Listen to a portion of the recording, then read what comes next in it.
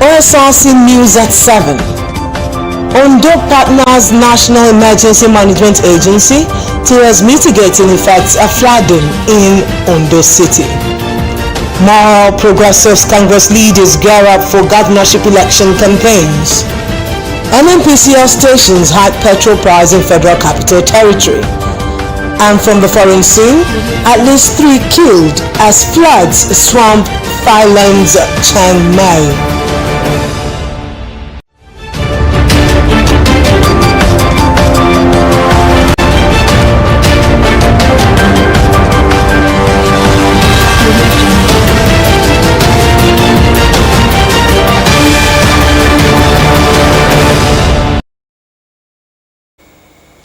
A very good evening to you. Welcome to the News at 7 coming to you live from Osrc Television. I am Obi Chukwemeka Oti. Governor Lucky Aiyedatiwa has dismissed from office the Special Assistant on Forestry in the Central Senatorial District, Mr. Adeboye Taufik Iwela, with immediate effect. This followed actions of bribery and intimidation leveled against Mr. Iwela by some timber merchants in the state. Governor Aiyedatiwa also ordered a probe into the activities of those saddled with the responsibility of managing forest reserves in the state. A statement signed by his Chief Press Secretary, Ebenezer Adeniyi, states that a replacement for Mr. Iwela will be announced in due course. The governor urged all political appointees to conduct themselves in line with the provisions of the law and rules guiding their duties. The government of Ondo State has assured of partnership with all relevant stakeholders to mitigate effects of natural disasters. The Deputy Governor, Dr. Olaide Adelami, spoke while playing host to Director General of the National Emergency Management Agency, Mrs. Zubaida Umar, in his office. Government House reporter Zim Ebieme reports that the Director General was in the state on the invitation of the state government over the flood that ravaged Ondo Kingdom. The report is presented from our studios.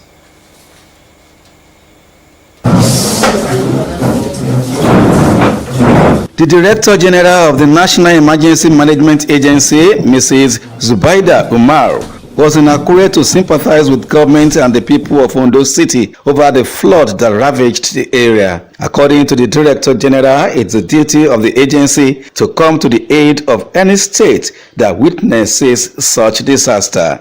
We're here to express our deepest sympathies over the loss of livelihoods that have occurred and to stand in solidarity with you during this trying moment.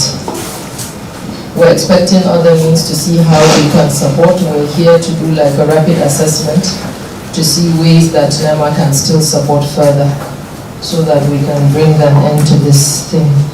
Mrs. Umar thanked the Ondo State government for doing the needful before the heavy rains that destroyed property worth millions of naira. The current flood situation is a direct manifestation of the predictions that we received from both NIMET and NISA at the beginning of the year. And so it is something that was expected. However, what we tried to do was to go around. We were also here in Ekiti to do sensitization for people to be aware in terms of how to mitigate it. And it is very important and vital for states and local governments to join hands together to not only allocate resources but to also ensure that the proper thing is done. Responding, the Deputy Governor, Dr. Olaide Adelami, appreciated the Director General and the agency for the continued collaboration in the area of emergency situations in the state. You've been working with us closely over time. Several occasions when we need you, you are always responding. I want to thank you sincerely for this collaboration. And the one that happened recently in Ondo, that's why you are here. And even before your coming, your officials were also on ground with a SEMA, trying to assess the situation. And as if that is not enough, we've done well. You also came personally, to come see things for yourself. Yeah. The Deputy Governor also reminded the Director General on the need for assistance on the sea incursion problem facing the Ayetoro community and its environs in a larger local government area, which he said has claimed over half of the community. Beyond what states can cope with. It's a sea coastal incursion, sea incursion. And Ayetoro, almost half of Ayetoro is gone. And it's an historic city that should be preserved. So I know that with deployment of the federal resources, we'll be able to save that community. So I want to thank you again for your services all the time. He said government would continue to do the needful in ensuring that flooding is always averted in the state. Residents of Ijare in the federal local government area of Ondo State have reaffirmed their support for Governor Lucky Aiyedatiwa in the forthcoming gubernatorial election. Party leadership in the area encouraged stakeholders to work towards continuity of the present government to sustain the ongoing policies that will benefit all and sundry. Omorela Ogunji has details. Gathered here are members of All Progressives Congress from Ijare Zone, Ward 1, 2, and Ekamefa, which consists Ikota, Ayi, USA, Awaroni communities, among others.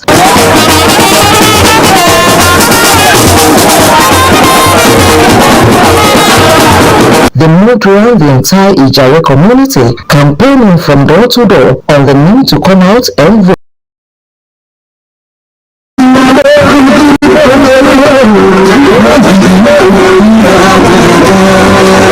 Commissioner for Energy, Razak Obi, expressed confidence in the leadership of Governor Aiyedatiwa. The people have come together to express their willingness to vote in earnest on the 16th of November 2024.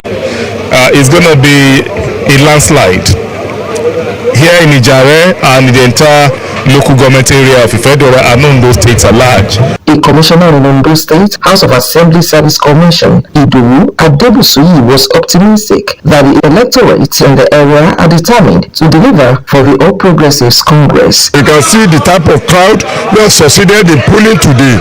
We have succeeded in talking to everybody that matters, stakeholders. We have succeeded in converting several opposition members to APC. So with the way things are going on, with what we have succeeded in achieving today, it is crystal clear that come 16th of November 2024, the entire 38 units of Ijare Zone, we are going to clear all. Similarly, Senior Special Assistant to Governor Aiyedatiwa, Alex Oladimiji, charged the people to get their voter cards ready in favor of Aiyedatiwa in the November poll. Our governor is a systematic governor. Governor who does things differently, and you realize that whoever does something different will get a result differently. And we are assuring our people that our governor has promised to build this road, and if you can see the evidence in I think they've started, and we pray that they will finish it on time. Other leaders and representatives from the zone also added voices. Ẹtìrí wa náà bá ṣe jáde lọ́pọ̀ yanturu torí nǹkan tí Lucky Aiyedatiwa tó ṣe fún wa tó fi àwọn obìnrin nínú ìjọba ẹ̀yìn ó jọ wá lójú. Èmi tí mò ń bá yín sọ̀rọ̀ yìí ní primary mi ṣe tiẹ̀ Olúṣọlá Òkè ni mo ṣe ṣùgbọ́n ìgbà tó ti win ní primary ó kó everybody ó kó wa mọ́ra. Bàbá tí mo kọ́ ìmọ̀ lórí àdúrà ẹ̀ṣẹ̀ wá àrídìbò dáadáa lè mẹ́jẹ́ ọdún gbà o. Ṣé mo fẹ́ rà ní ìgbà yà ṣe rí ìjà ìdìbò rẹ̀ wìtìwìtì láti kó Aiyedatiwa. They said the gathering is just a signal of what to witness as the open campaigns are about commencing.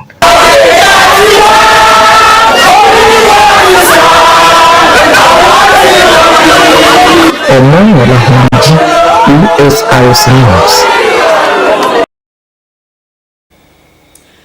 In part 2, after the break, several weeks after harrowing experiences encountered by commuters on the failed portions of Ore-Shagamu Expressway, the federal government has begun repair works on the road. Please join us again for details of this and more.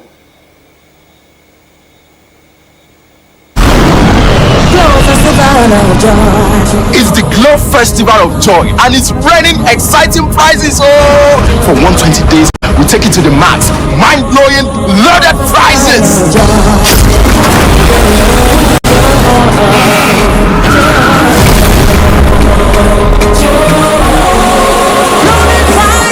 Take John winning a tear rubber Toyota Prado by recharging up to 100,000 naira.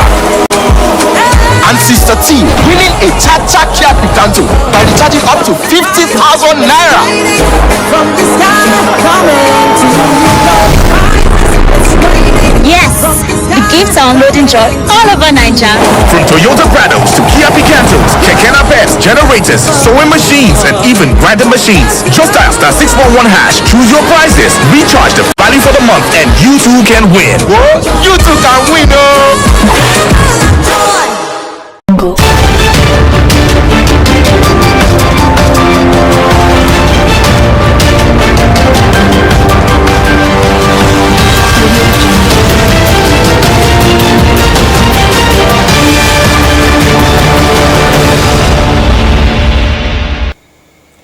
Thank you for rejoining us. You can watch us live on our website www.osrc.ng or follow us on Facebook at Osrc TV, and on YouTube you can subscribe to our channel Osrc TV Ondo.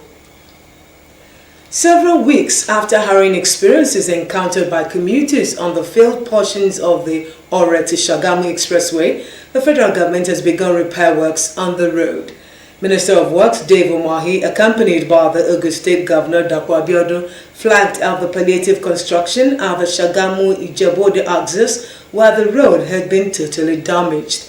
The sorry state of the road had caused many accidents, resulting in the loss of lives and properties. This road is probably the second busiest road in this country, next to the Lagos-Ibadan Expressway, and it has caused our citizens, when I say our citizens, our southern citizens, untold hardship. Today, by coming, you are going to be wiping away their tears. You are going to be reassuring them that indeed, this administration is a practical administration, not an administration of just policies and initiatives, but an administration that is serious and that understands and hears, problems of the people and responds to it on time. And thank you for your passion for the people. Thank you for representing the unity of this country. Representing the feelings of the people. I'm so impressed. I'm very proud of you and your leadership. I assure you, sir, that I'm not here on my own. I've been directed by Mr. President, subsequent to a meeting with him, that I should come and they do all that is necessary on this road so that the sufferings of our people on this road will end. Senator Ahmed Bola Tinubu represents action, a divine president, and is somebody that God brought for a time like this. We have seen High Tech, and High Tech is here with us. We have procured the palliatives, the two carriageway, 60 kilometers by 2. That's 120 kilometers. And I want to assure you that by the directive of Mr. President, let us by action, we are also going to put solar lights throughout the entire. Minister of Works Dave Umahi, accompanied by the Ogun State Governor Dapo Abiodun, speaking there at the flag-off of the palliative construction of failed portions of the Osrc to Shagamu Road. Meanwhile, the Minister of Works Dave Umahi has announced that the first section of the Lagos to Calabar Coastal Highway is set to be completed by May 29, 2025. Told for 5 to 10 years to recover construction cost. The construction of the first phase, which stretches 47.7 kilometers within Lagos State, starting from Amadu Bello Way, commenced in March 2024. Umahi spoke while inspecting an evacuated but now refilled section of the road that was once a dump site. The Works Minister added that the federal government is planning to implement additional initiatives including developing land along the corridor for tourism, factories and housing as part of efforts to further enhance returns on the project. The All Students Association of Akure Secondary Commercial School, Akure, has reeled off activities to mark 60th anniversary of the school. At a press conference in Akure, Chairman of the Anniversary Committee, Prince Adebisi Adeni, said the event aims to reunite old friends, commemorate the school's 6 decades of academic excellence, school legacy, and nation building. Abidemi Akinrotoye reports that the event is slated for January next year. The report as presented from our studios. Members of the All Students Association of Akure Secondary Commercial School, Akure, organized this press conference to announce the upcoming 68th anniversary of the alma mater. Following the discussion, members embarked on a tour of the school to inspect past projects, identify areas requiring attention, and assess the school's infrastructure needs. They appealed to the state government to intervene in the renovation of abandoned school buildings, noting that the All Students Association has consistently shouldered the responsibilities.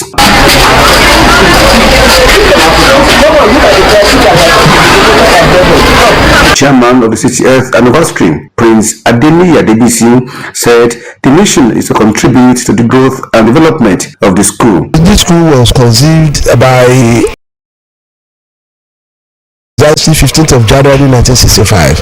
So since then, it has produced a lot of graduates. We have generals in the army, we have accountants, we have police, we have all sorts of people that have been produced. So we said this is an opportunity.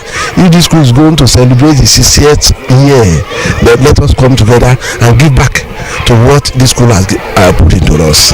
A member of the 1980 state, Feyi Ogoji, expressed concern about the current state of the school and emphasized the need to enhance the environment for conducive learning and teaching. Celebration of our 60th anniversary of the school as all students, and again it gives us opportunity to move around the school to see, the state of things and how we can actually, add value and make it a more conducive learning environment for the students. In 1983 state prefect, Chief Shefumi Olawumi, said efforts are underway to finalize some school projects ahead of the Diamond Jubilee. Presently, I think the school needs some renovation, and that is what we are planning to do. We're having a meeting and we're planning to do the 60th anniversary, and we came to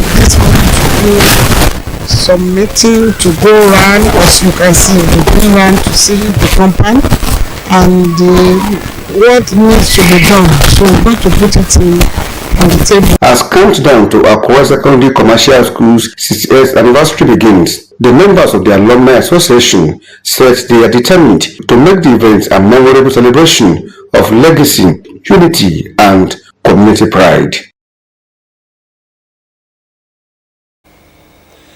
In other stories, the Independent National Electoral Commission, INEC, in Edo State has denied obstructing any political party from inspecting election materials and beavers machines used for the just concluded governorship election.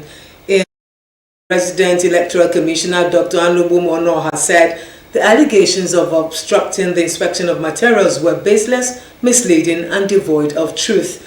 Reports say the PDP and its candidate Dr. Asoy Hudale had accused INEC of not obeying a court order granting the inspection of the election materials. Onoha explained that the commission, in furtherance to its commitment, had fixed Wednesday for the inspection of the materials at its headquarters in Benin City.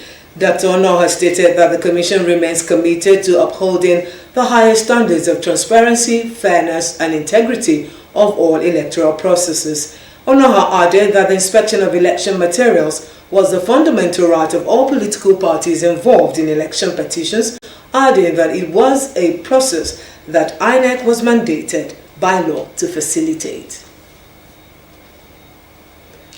In the meantime, Rivers State Police Command has commenced a full-scale investigation into the post-election violence that rocked several local government areas of the state, leading to the loss of life and raising of 3 local government secretaries. The Commissioner of Police, Mustafa Mohammed, noted this while answering questions from journalists after an on-the-spot assessment of the 3 affected local government areas. Mohammed also revealed that a high-powered investigation team of seasoned police officers led by the Deputy Commissioner of Police, State Criminal Investigation Department, has been assigned the task, adding that their report will be submitted to the Inspector General of Police upon completion of their findings. Violence broke out in many councils of the state after the Inspector General of Police ordered the secretaries of the 23 local government areas in the state to be unsealed. Mohammed stated that operators of the command have already begun intensive patrols to build residents' confidence and reassure them of their safety. Now, transportation costs are set to skyrocket in the Federal Capital Territory following the hike in the price of petrol by some stations of the Nigerian National Petroleum Company Limited (NNPCL) in Abuja. The stations of the National Oil Company have raised the retail price of petrol to 1,030 from 897 naira per litre in the FCT. The new price, the second increase in 1 month, represents a 14.8% or 133 naira rise. At the NPCL mega station located in central area, a customer who spoke to newsmen said the product was sold at 1,030 naira. However, the station did not display its prices on either the signboard or the pump meter, leaving customers unaware of the cost of fuel. Instead, the only information they received was through verbal communications from the fuel attendants. In a related development, the federal government has launched an application portal for Nigerians willing to convert their vehicles from the use of premium motor spirits, otherwise known as petrol, to compressed natural gas, CNG. This was contained in a statement by the National Orientation Agency and payment plan to make it easier to switch to CNG. According to the statement, Nigerians who wish to make the switch to CNG could apply on the portal and spread payments in monthly installments. The statement also highlighted flexible payment plans, noting that applicants will receive support through the process to ensure it is hassle-free. The statement adds that the benefits of CNG include cost savings, environmental impact, enhanced engine life, safety and reliability, proven technology with a track record of safety and dependable performance. They annually urged interested persons to visit the website gcocng.ng to make the applications. One person has been reported dead while several others were injured in an explosion that rocked the Sapele metropolis in Delta State. The incident reportedly occurred at a dump site where scavengers typically store scrap materials. Eyewitness accounts revealed that the explosion had stemmed from an improvised explosive device accident. One of the eyewitnesses said that the individual killed had his body severely impacted by the blast. Also, no fewer than 2 others, including individuals residing near the dump site, reportedly sustained critical injuries. The Nigerian Army Headquarters has commenced an investigation into the allegations against the immediate past commander of the 3 Brigade Kanu, Brigadier M.A. Sadiq. It was gathered that the general was dismissed following accusations of withholding benefits meant for his subordinates, along with other allegations of misappropriation during his tenure as commander. A military source told newsmen that the general would remain in custody while investigation into the allegations is ongoing. When contacted, the Director of Army Public Relations, Major General Nwachukwu Onyema, said the general was undergoing a military investigation into administrative discrepancies. The death has occurred of Pa Joshua Bamidele Adeshuyi, the father of Orange FM's head of news and current affairs, Adebimpe Akindele, Pa Adeshuyi was an administrator who worked in various secondary schools, a philanthropist, preacher, organist and farmer who retired almost 30 years ago. A graduate of University of Ibadan who taught French, English and agriculture with ease, Pa Adeshuyi, popularly called Badminton by his peers, was the vice principal of former Ondo State College of Arts and Science in Akare before his retirement.